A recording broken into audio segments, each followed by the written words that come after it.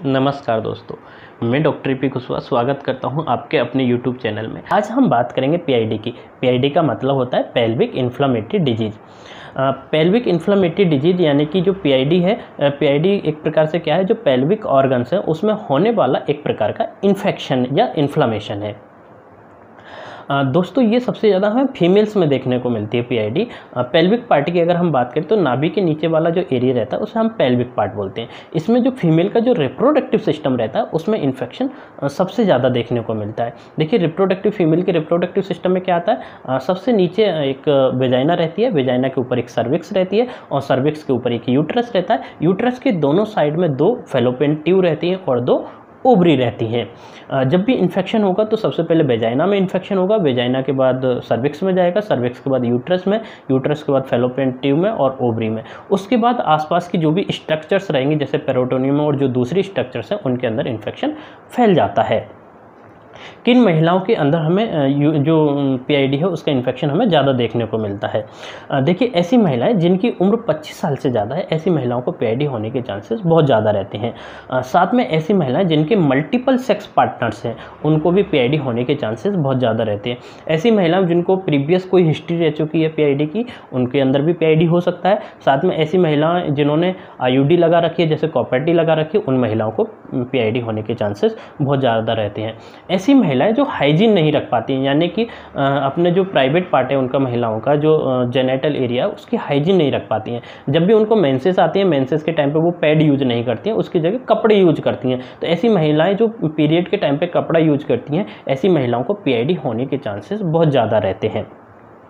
देखिए कुछ causative organism हैं, जो माइक्रो ऑर्गेनिज्म रहते हैं जिनकी वजह से पीआईडी हो सकती है।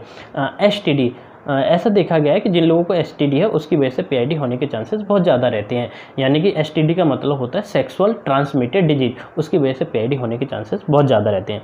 साथ में एचपीवी वायरस की वजह से हो सकता है, एचआईवी वायरस की वजह से पीआईडी हो सकती है। इसके अलावा हर्पीज वायरस की वजह से हो सकती है, ट्राइकोमोनास जो वेजिनलिस है उसकी वजह से हो सकती है, कैंडिडा एल्बिकेंस की वजह से हो सकती है। इसके अलावा स्टेफाइलोकोकस की वजह से हो सकती है, स्ट्रेप्टोकोकस की वजह से हो सकती है। इसके अलावा टीबी का जो बैक्टीरिया रहता है, माइकोबैक्टीरियम ट्यूबरकुलोसिस, उसकी वजह से पीआईडी हो सकती है।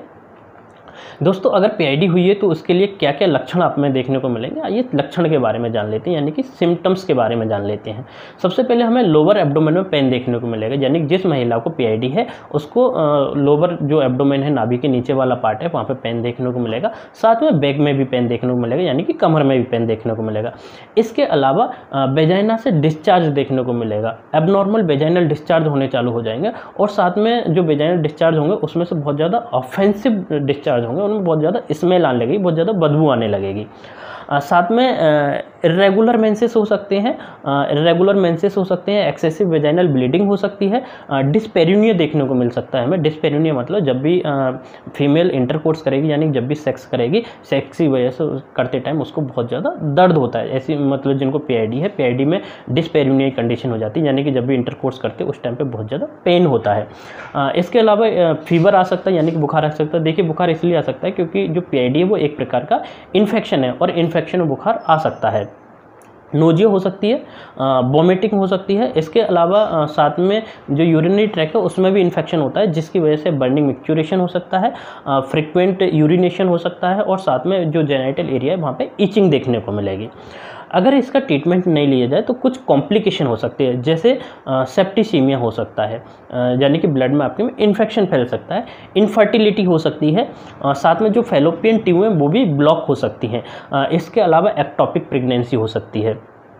देखिए अगर आपको पीआईडी है, अगर आप अपने किसी डॉक्टर के पास जाते हैं तो वो आपके क्या टेस्ट करवा सकते हैं, इसके लिए आपकी ब्लड की जांच करवाई जा सकती है। इसके अलावा यूएसजी करवाई जा सकती है और आपकी कुछ और भी टेस्ट करवाए जा सकते हैं, यूरिन की जांच करवाई जा सकती है। अगर आपको पीआईडी से बचना है तो आप कैसे बच सकते हैं? देखिए अगर आपको पीआईडी से बचना है तो उसके लिए आपको, अगर मल्टीपल सेक्स पार्टनर्स हैं तो उसके लिए अवॉइड करना है, आपको हाइजीन मेंटेन करके रखना है और साथ में आपको जब भी आप इंटरकोर्स करें तो उस टाइम पे आप कॉन्डोम का यूज कर सकते हैं। साथ में आपको अपनी इम्यूनिटी को मजबूत रखना है। देखिए अगर आप अपनी इम्यूनिटी मजबूत रखेंगे तो आप पीआईडी ही नहीं और भी कई बीमारियों से आप बच सकते हैं। आइए अब हम बात करते हैं कुछ इफेक्टिव होम्योपैथिक मेडिसिन के बारे में। दोस्तों सारी मेडिसिन बहुत कारगर हैं, बहुत इफेक्टिव हैं। अगर इन मेडिसिन से आपके अगर सिम्टम्स मिलते हैं तो आप इन मेडिसिन को जरूर ट्राई करें। अगर इन मेडिसिन से अगर आपके सिम्टम्स नहीं मिल रहे हैं या इन मेडिसिन लेने के बाद अगर आपको आराम नहीं मिलता है तो आप अपने किसी नज़दीकी होम्योपैथिक डॉक्टर से मिलकर मेडिसिन ले सकते हैं, उससे आपको ज़्यादा अच्छा रिजल्ट मिलेगा। आइए अब हम बात करते हैं कुछ इफेक्टिव होम्योपैथिक मेडिसिन के बारे में। सबसे इफेक्टिव मेडिसिन आती है एपिस। देखिए एपिसमेल आप किस कंडीशन में ले सकते हैं? अगर आपको राइट साइड में पेन हो रहा है, यानी कि आपके एब्डोमेन में पेन है और एब्डोमेन में भी राइट साइड में पेन हो रहा है और आपको जो पेन है वो ऐसे हो रहा है एकदम स्टिंगिंग टाइप का, ऐसा लगता है कि मधुमक्खी काट रही है, उस टाइप का पेन हो रहा है और साथ में वहाँ पे सोरनेस आपको फीलिंग हो रही है और साथ में आपको जो यूरिन है उसमें बर्निंग हो रही है और सोरनेस हो रही है यूरिन में।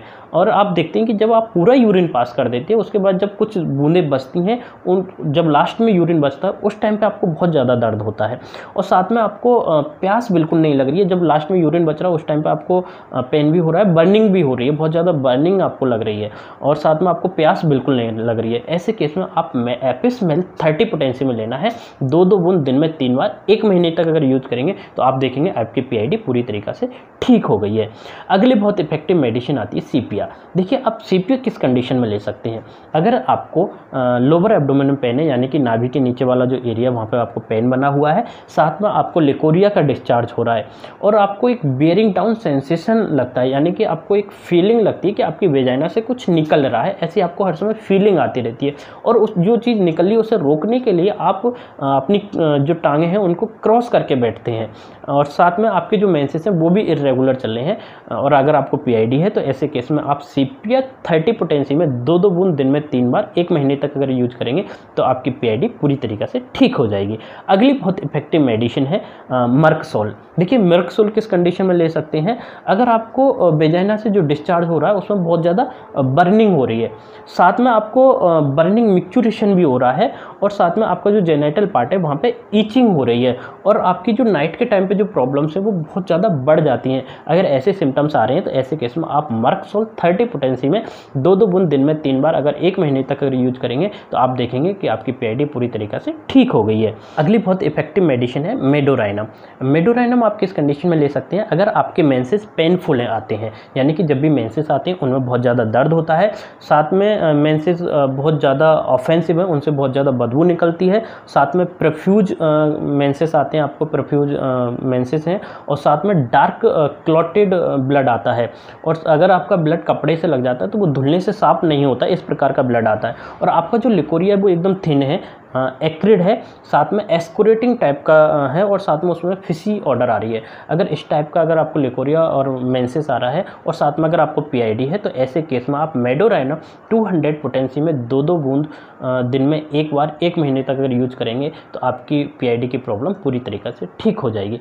अगली बहुत इफेक्टिव मेडिसिन है क्रियोजोट। देखिए आप क्रियोजोट किस कंडीशन में ले सकते हैं? अगर आपका लिकोरिया बहुत ज़्यादा एक्रिड है, कोरोसिव है और ऑफेंसिव है, यानी कि बहुत ज़्यादा एक्रिड है और साथ में बहुत ज़्यादा बदबू भी आ रही है और येलो कलर का आपका लिकोरिया है और उसमें से जो स्मेल है वो जैसे ग्रीन कॉर्न होता है उस टाइप की स्मेल आ रही है और साथ में बर्निंग है और ईचिंग भी होती है आपके जेनिटल पार्ट में, तो ऐसे केस में आप क्रियोजोट 30 पोटेंसी में 2-2 बूंद दिन में 3 बार अगर आप 1 महीने तक यूज करेंगे तो आप देखेंगे आपकी PID की प्रॉब्लम पूरी तरीक़ा से ठीक हो गई है। अगर आप हमसे कंसल्ट करना चाहते हैं तो आप हमारे WhatsApp नंबर के द्वारा हमसे कांटेक्ट कर सकते हैं। अगर आपको हमारी वीडियो इन्फॉर्मेटिव लगी है तो आप हमारी वीडियो को लाइक करें, शेयर करें एंड सब्सक्राइब करें। मिलते हैं नई वीडियो में नई डिजीज़ के साथ, तब तक के लिए थैंक यू सो मच।